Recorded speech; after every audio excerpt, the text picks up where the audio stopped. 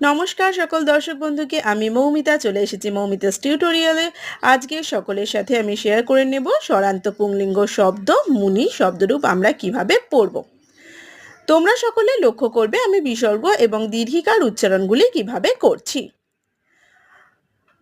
মুনি, মুনি, মুনয়, মুনিম, মুনি, মুনিন, মুনিনা, মুনিভ্যাম, মুনিভ্যি, মুনয়ে, মুনিভ্যাম, মুনিভ্যঃ, মুনে, মুনিভ্যাম, মুনিভ্যঃ, মুনে, মুন্ন, মুনীনাম, মুনৌ, মুন্নঃ, মুনীষু।